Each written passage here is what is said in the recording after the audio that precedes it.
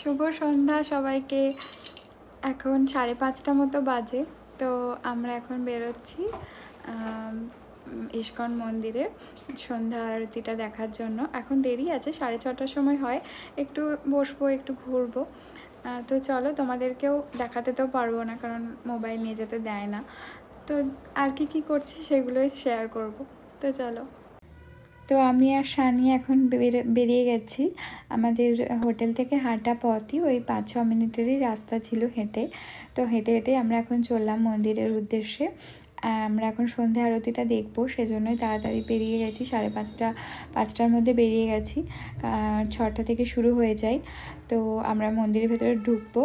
তার আগেই মন্দিরে ঢুকেই একটা খুব সুন্দর অ্যাম্বিয়েন্স হলো।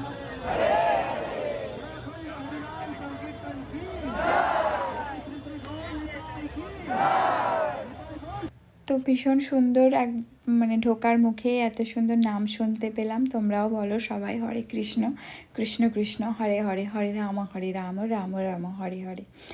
তো কালকে ছিল পর্যাপ্ত পরিমাণের ভিড়, কি বলবো তোমাদের।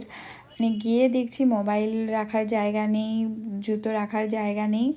তো ভাবলাম আমার সত্যি কথা বলতে গিয়ে যখন আমি ঢুকতে পারছিলাম না, আমার চোখ দিয়ে জল বেরিয়ে চলে এসছে যে সন্ধ্যা আরতিটাও দেখতে পাবো না। এত দূর থেকে সন্ধ্যা আরতিটা দেখার জন্য এলাম। তোমরা দেখো কত ভিড় ছিল, কিন্তু ভগবানের যাই হোক অশেষ করুণা।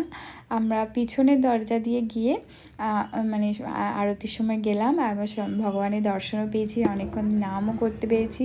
আর সত্যি কথা বলতে ভিতরের পরিবেশটা একটা আলাদাই, সেটা এই সত্যি কথা ভিডিওতে দেখে পোষায় না।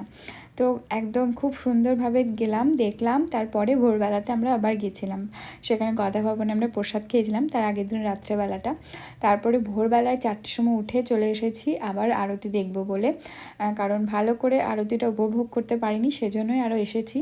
আর ওই যে যখন পর্দাটা টানে না, শঙ্খটা বাজিয়ে পর্দাটা যখন উলুধ্বনি দিয়ে মারা সবাই দিয়ে পর্দাটা টানে, তখন সেটা একটা আলাদাই অনুভূতি, তোমাদেরকে বলে বোঝাতে পারবো না কি ভালো লাগে। তো ঠাকুরের নাম সংকীর্তন শোনার পর এখন ভোর প্রায় 5:30 মতো বাজে। আমরা একটু চাটা খেয়ে এখন বাড়িকে একটু রেস্ট করব, আবার তারপরে আবার মন্দিরে আসব। তো ভীষণ সুন্দর লাগলো। আর একটা তো যে জায়গাটা আছে সেখানে সবসময় কীর্তন নাম হতেই থাকে, সেখানেও প্রণাম করে এলাম। তো চলো আবার অন্য ব্লগ শেয়ার করছি।